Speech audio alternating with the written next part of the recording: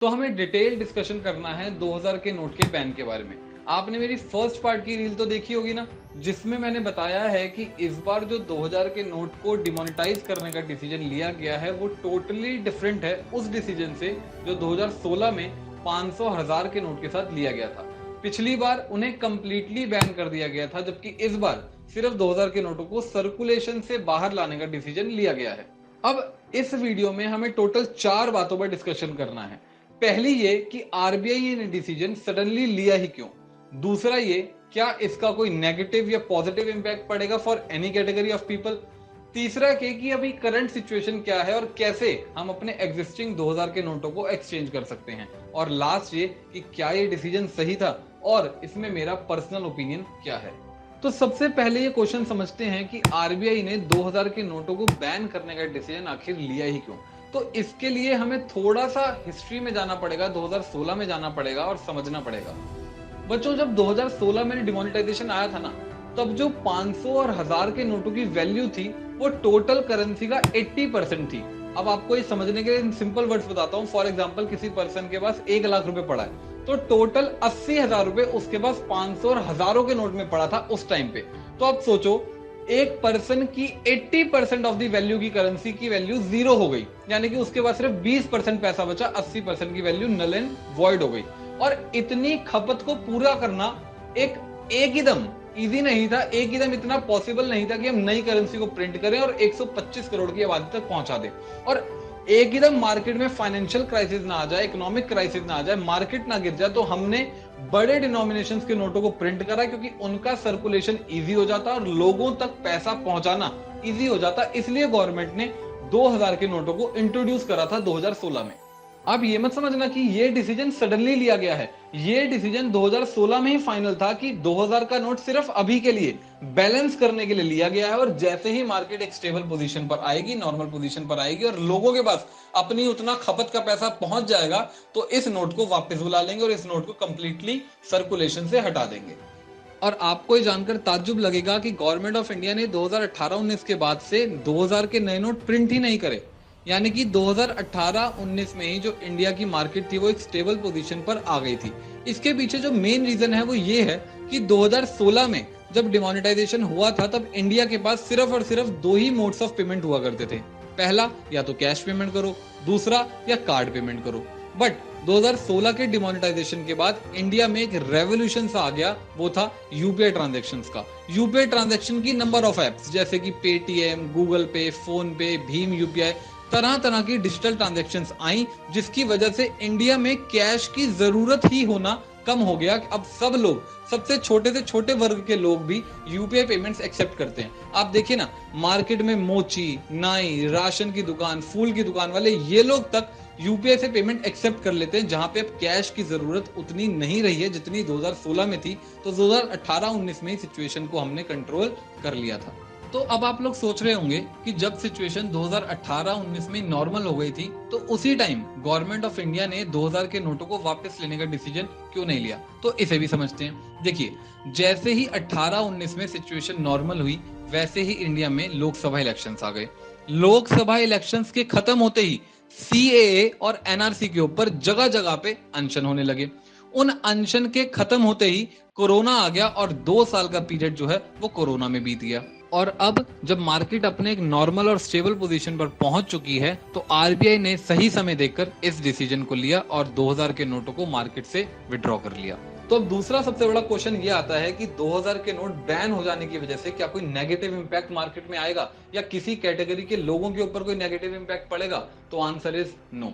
किसी भी कैटेगरी के लोग, चाहे वो पुअर क्लास हो, मिडिल क्लास हो, रिच क्लास हो या कोई भी बिजनेस को, कोई इंपैक्ट नहीं पड़ने वाला। उसका रीजन क्या है? जैसा कि मैंने आपको बताया, 2016 में जो 500 और हजारों के नोट थे वो टोटल मार्केट सर्कुलेशन का 80% थे, जबकि जो 2000 का नोट है वो करंट सिचुएशन में सिर्फ 10% ही मार्केट में अवेलेबल था। 10% मतलब अगर किसी के पास 1 लाख रुपए पड़ा है तो उसके पास सिर्फ 10,000 रुपए की करेंसी 2000 के नोटों में पड़ी है, और जो कि वो भी एक लीगल टेंडर है। आप मार्केट में जाके उसे यूज कर सकते हो या फिर बैंक में जाके एक्सचेंज करवा सकते हो। यानी कि एक पर्सन की 90% करेंसी आज भी लीगल टेंडर है।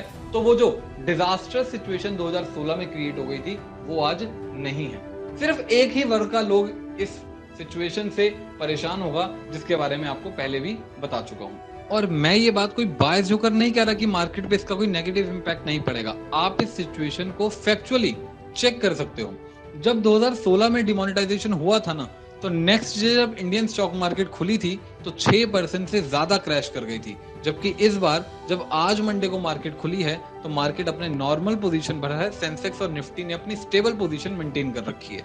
तो अब क्वेश्चन ये आता है कि हम इन नोट्स का क्या करें जिनके पास भी नोट्स अवेलेबल हैं। तो देखिए, आरबीआई ने आपको इनके लिए बहुत ही क्लियर स्टेप्स बताए हैं, जो कि मैं आपको रिवाइज करवा रहा हूं। पहला, जिनके पास बैंक अकाउंट है वो तो विदाउट एनी टेंशन अपने सारे नोट्स लेकर जाओ और बैंक अकाउंट में डिपॉजिट कर दो। कोई लिमिट नहीं है, जितना पैसा 2000 के नोटों में पड़ा है बैंक अकाउंट में डिपॉजिट कर दो।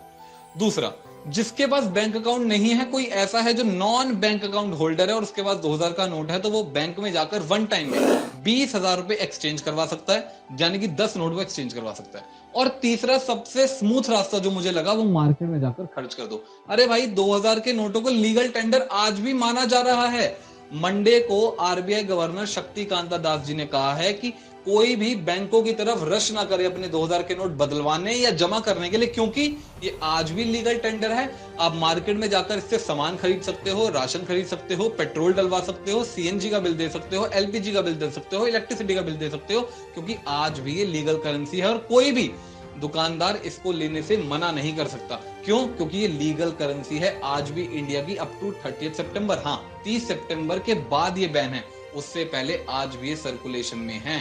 And being a company secretary, मैं आपको इससे भी सबसे इजीएस्ट वे बताता हूं इन नोटों को एक्सचेंज करवाने का। देखिए, आप अपने घर के सारे नोट इकट्ठे करिए, घर में जितने भी बैंक अकाउंट्स हैं सबके अकाउंट्स लीजिए और जाके कैश डिपॉजिट मशीन में वो पैसे को डिपॉजिट करवा दीजिए। और अगर आपको उन पैसों की जरूरत है तो हैंड टू हैंड एटीएम साथ लेके जाना, इस हाथ से डिपॉजिट करवाना, उस हाथ से सारा पैसा निकलवा लेना, क्योंकि सीडीएम में डिपॉजिट करने की कोई लिमिट नहीं है। वहां पे जितने मर्जी 2000 के नोट डिपॉजिट करो और एटीएम से विड्रॉल करने की कोई लिमिट नहीं है, वहां से जितना मर्जी विड्रॉल करो। एंड अब लास्ट एंड सबसे इंपॉर्टेंट क्वेश्चन ये आता है कि क्या 2000 के नोटों को बैन करना एक राइट डिसीजन था या नहीं था। एंड इसको समझने के लिए आपको थोड़ा सा यूएस इकोनॉमी के बारे में समझना पड़ेगा। यूएस की जो पर कैपिटा इनकम है ना, वो है 60 लाख रुपए।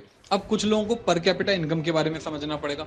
देखिए, पर कैपिटा इनकम का मतलब ये है कि देश का एक व्यक्ति, एक आम नागरिक साल में कितने रुपए कमाता है। तो यूएस की जो पर कैपिटा इनकम है वो है 60 लाख रुपए और जो इंडिया की पर कैपिटा इनकम है वो है 2 लाख रुपए। इट मींस कि यूएस की पर कैपिटा इनकम इंडिया की पर कैपिटा इनकम से 30 गुना ज्यादा है।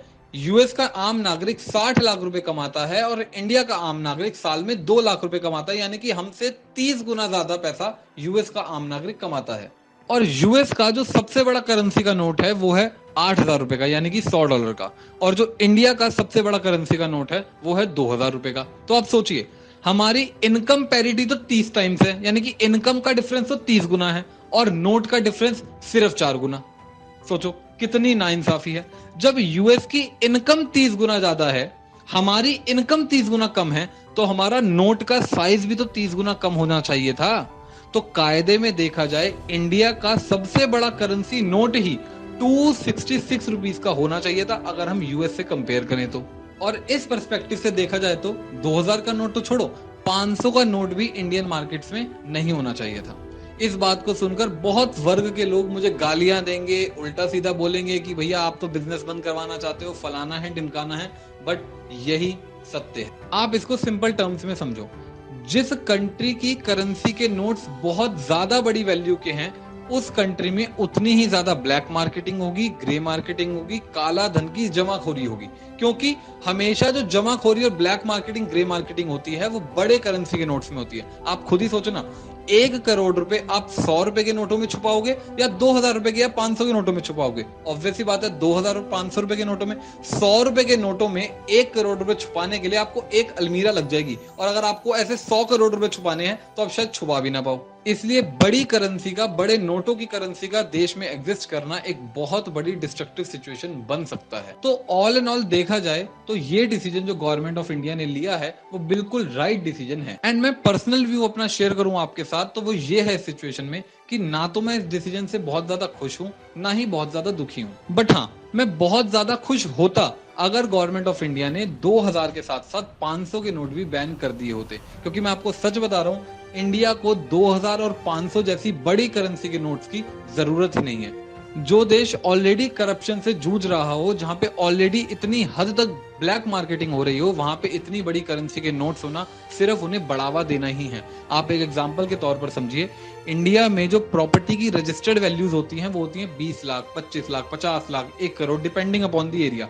और जो रेट पर वो खरीदी बेची जाती है वो उनसे 5 गुना ज्यादा होते हैं। यानी कि 20 लाख की रजिस्टर्ड वैल्यू बिकती है वो 1 करोड़ में, 40 लाख की रजिस्टर्ड वैल्यू बिकती है वो 2 करोड़ में, यानी कि 5 टाइम्स हाई। और इसके बीच का जो पैसा सर्कुलेट होता है, ये सारा ब्लैक मनी है जिसकी खबर गवर्नमेंट के पास नहीं होती, जिसका टैक्स गवर्नमेंट के पास नहीं पहुंचता। और ये सब पॉसिबल हो पाता है क्योंकि इंडिया के पास बड़े नोट्स की करेंसी अवेलेबल है।